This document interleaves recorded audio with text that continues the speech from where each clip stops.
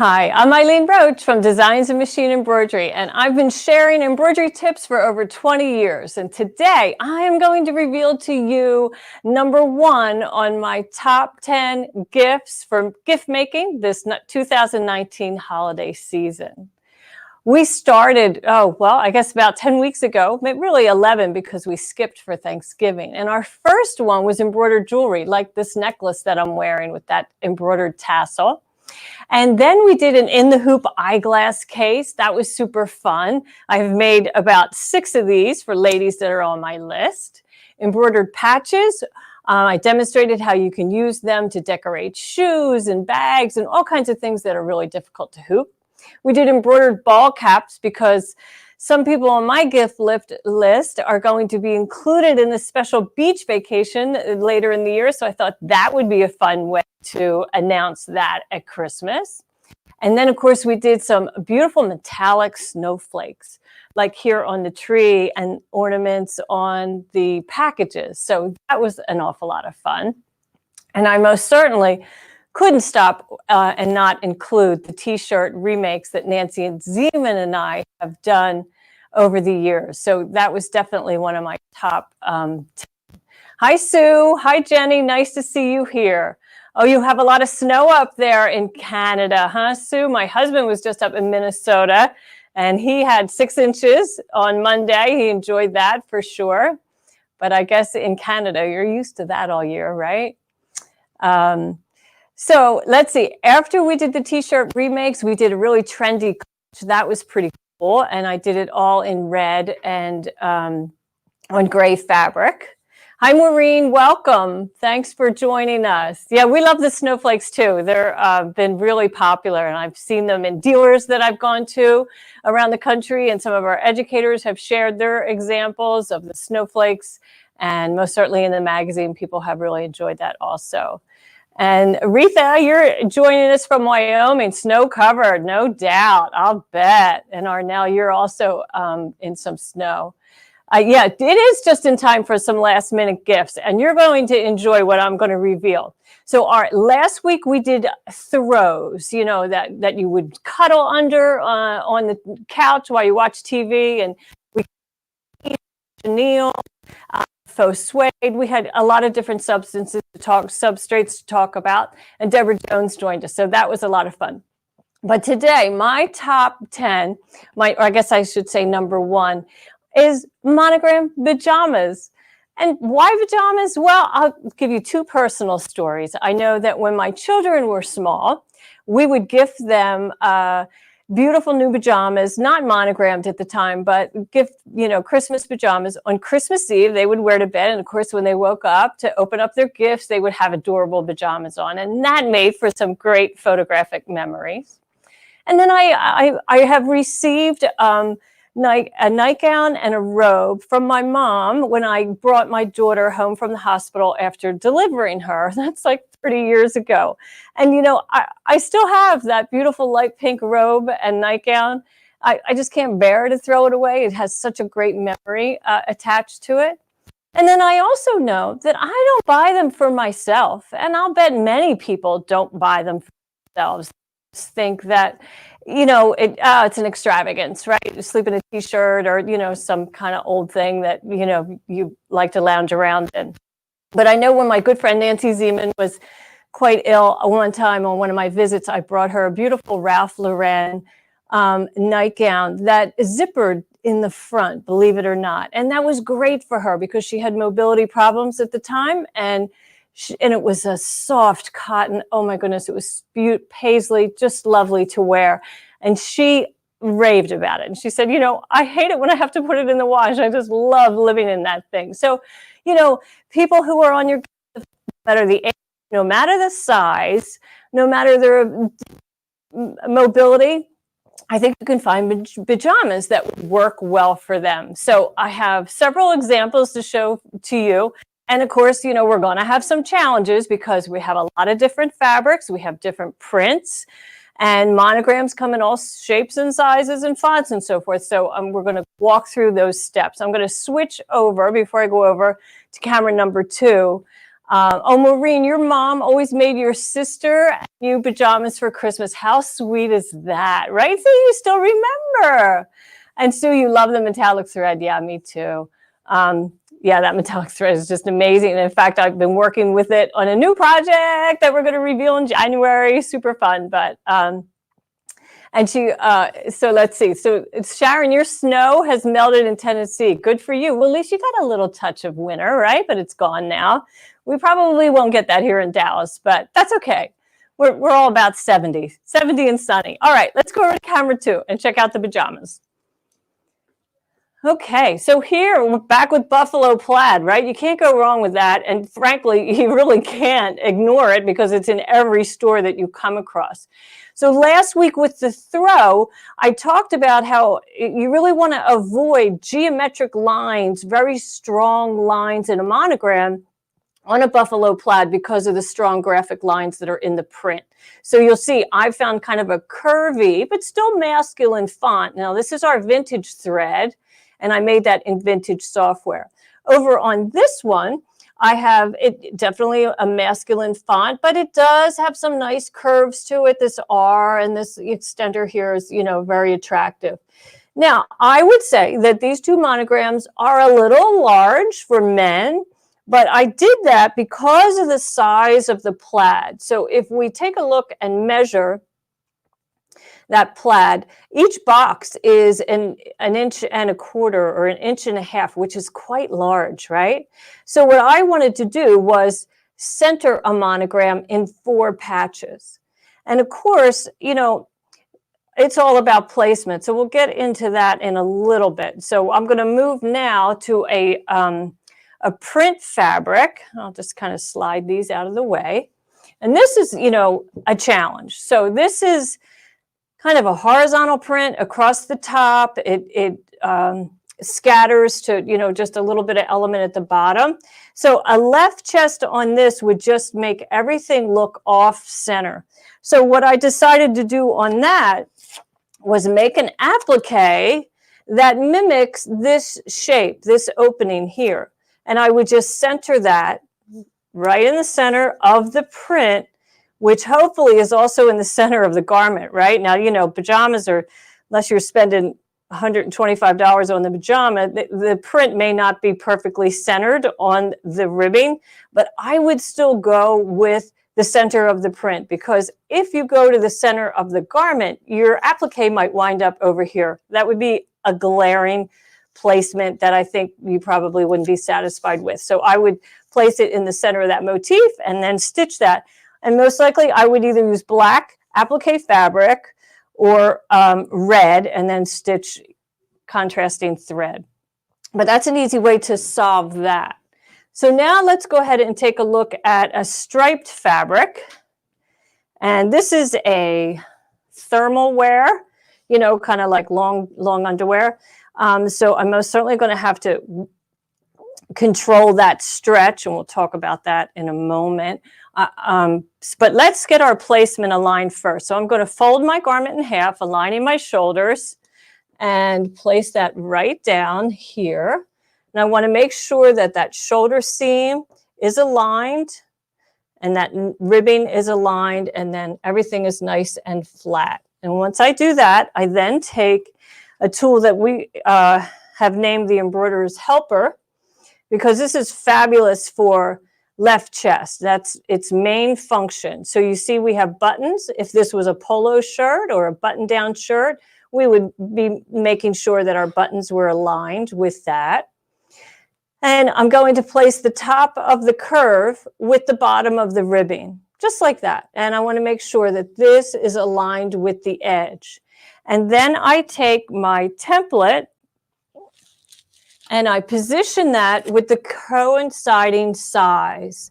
Now, this is a size large, so I'm going to take my template and position that, aligning it with that notch.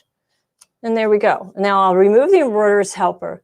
And you can see this is a stretchy knit, right? So I'm not perfectly aligned in that stripe. So I'm going to move this a little bit and just kind of keep that spot.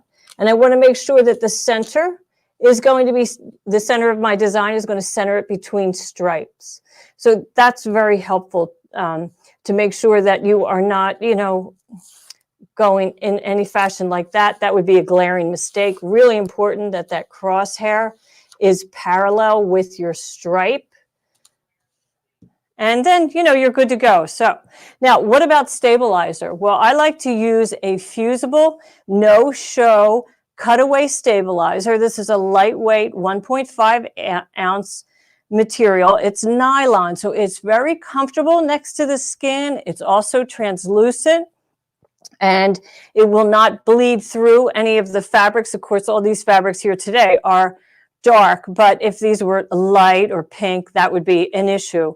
So we're going to fuse that to the wrong side of our garment, and then we're going to hoop it. So let's talk about let's talk about this nightgown that has the pocket. This is probably what is most readily available.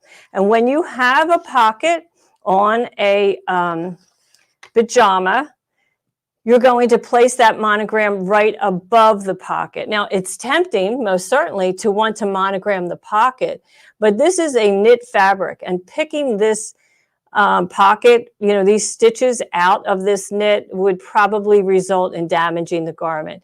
You could sew through both layers, but I don't think the results of that would be very nice. So you're going to select a monogram that's on the small scale. Let's measure this one. So this is, well, top to bottom with that little extender, it is just 1 inch. But you know, there's a little tidbit you should understand about lettering, which is lettering actually appears larger than the size it is. So I always am amazed when I measure lettering that that's only 1 inch, because really it looks like it's 1.25 inches, maybe even a little bit more. So don't, you know, increase size where you don't need to, okay? So now how do we get that centered? Well, there's a handy little tool that comes with the embroiderer's helper. It's a bundle set, and we just position that.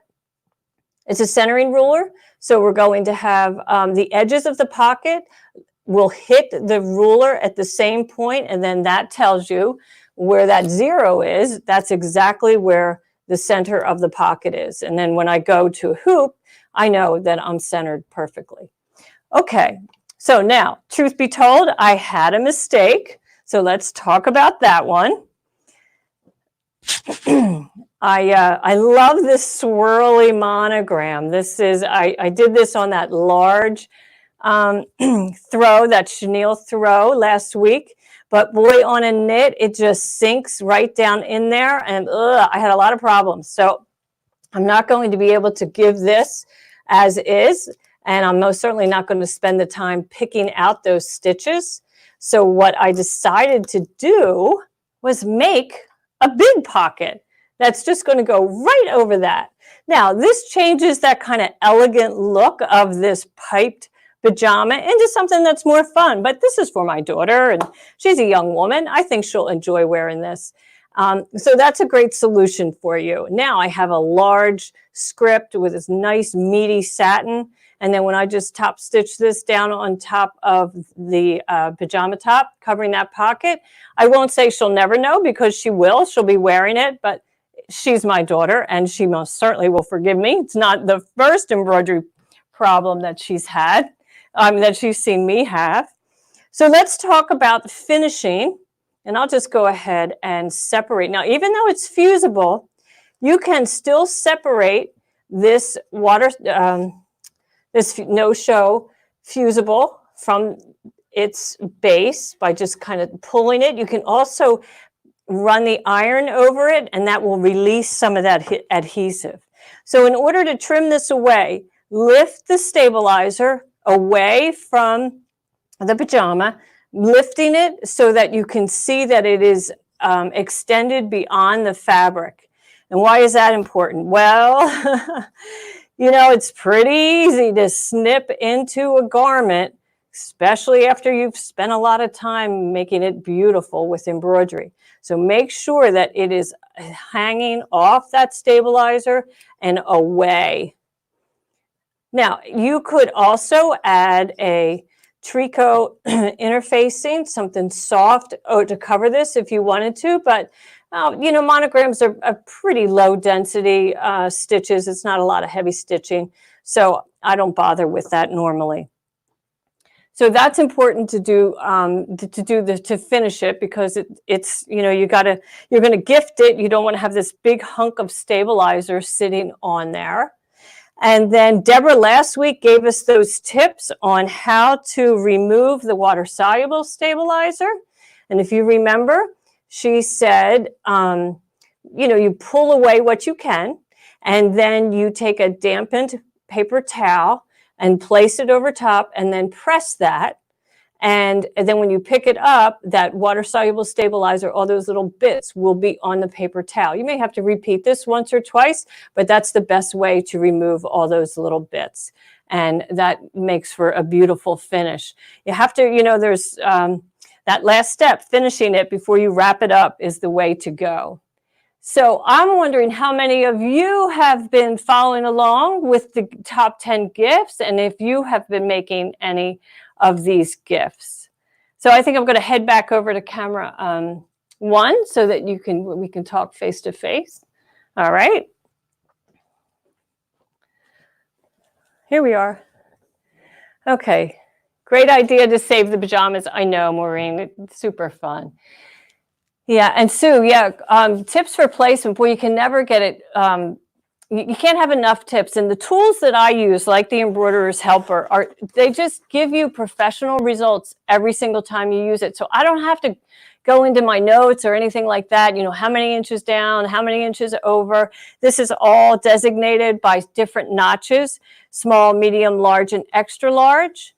And, you know, it has a second set of notches down here, and that is not for placement. That is, commercial embroiderers often like to draw a long vertical line to use as a hooping guide, and that's why that's there. That's the only reason why that's there.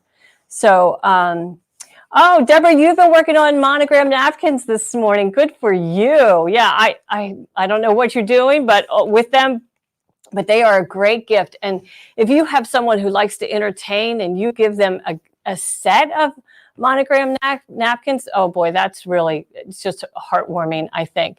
And on my blog, I have a great tip on how to do speed hooping, so you can get 6 or 8 napkins all in a large hoop. So you might want to jump over there, which is dzgns.com/blog. Just search napkins and you'll find some good tips for that. So the Embroiderer's Helper also comes in a larger, we call this the Big Helper, and that's for extra large, double X, and triple X, you know, garments. So it's unisex. It's for both men and women. I will tell you, I often go down one size when I am using it for a woman. So like if I have a large t-shirt that I'm working on, or pajama, I'll use the medium notch. It just seems to be a little bit more feminine friendly. And oh, Becky over at Power Tools, you made the metallic angels and gifted them at a Christmas party. Huge hit. Good for you. Love that. That's awesome. Thanks for using that metallic thread. I know it's good stuff. Yeah, and Christy, you're welcome for the tips on our mess ups. Oh, hey, you know, for every 10 great projects, there's at least 2 or 3 that maybe didn't make the photography studio for sure. But, you know, that's what makes us better embroiderers, right? If you're not making mistakes, then you're not pushing your skills. You're not trying new things. So always don't worry about, you know, fabric and thread. After all, it's only fabric and thread. It is not muscle and bone. I was thinking this morning, I'm really grateful that I'm not a tattoo artist. Imagine, you know, if you made a mistake there, that would really just be something. Okay, so Deborah, your daughter just bought a new home, and that has the center for her family and friends for the holidays, and you're excited to have her open the gift pre-Christmas.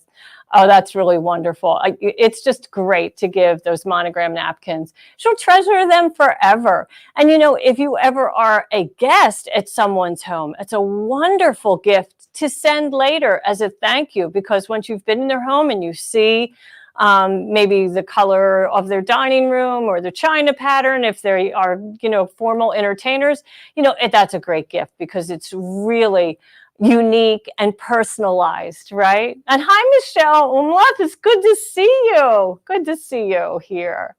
I guess you're home, right? For a change. Michelle is a baby law Clover educator. Goodness, who else do you work for, Michelle? I don't know. I know you're one busy mama for sure. And, this time of year, many of the educators in our industry get to be home for a while. And Ain, you made the eyeglass case and embroidered recipient's name for a gift. Good for you. Yeah. And I know Ain also made lace earrings. She told me about it yesterday that she did an M and an O for her friend Mo. And so that's pretty cute, right? That's really cool. So has anybody been making any of the other gifts? Like, have you done any other jewelry or what else? Maybe the throws. I know the throws are quite popular with people. And, they're a little daunting in the sense that, it's probably at least a $30 purchase and it's a big, expansive fabric. And you think, oh, gosh, if I mess it up, and how can I practice? Well, you could always practice maybe on a terry cloth towel, to just make sure that your fill and your density is going to work out and things aren't going to be sinking down into the pile of the fabric. So it's good to test a little bit. And Retha, your husband gave you the thread. Well, that's a keeper of a husband, right? Congratulations. So sweet. That's good. Yeah, so we've had a lot of fun doing this. Oh, Jenny, you have to go. We'll come back. Yep. Have a good afternoon. You'll watch the video later. Thanks for joining us. All right. And so next week we'll be back here, and then we're going to also be back on the 26th of December, believe it or not. And we have an exciting new project that we're going to reveal then. That's going to take us through all of 2020. So that'll be a lot of fun. So thank you all for joining us. I hope that you enjoyed our top 10 gifts. I have to tell you, this is the first Christmas for me that I have actually embroidered so many gifts for people on my list. It's kind of like the cobbler's son, right? They don't have good shoes. It just seems that, it's something I'm always going to get to, and I haven't. But by doing this top 10 list, it's made me, really dig in, kind of come up with ideas and then get it done. So I'm just about finished with all my holiday gift givings or gift making anyway. So that's super fun. A great accomplishment, for my own life, which is pretty rare. I don't normally get to stitch for, my own house. So you can imagine when you're doing a photo shoot or do something for the magazine, it's all about that one finished sample. And then once that's done, we move on to the next big project. So yeah, I've really enjoyed doing this. I've been jealous of my sister, Marie Zeno, who has, she's as a commercial embroiderer, she does those kind of tasks all the time. So she would take the time to work in some projects for her family. So anyway, but thank you, everyone. And Merry Christmas. Enjoy this holiday season. We'll see you next week, 1 o'clock.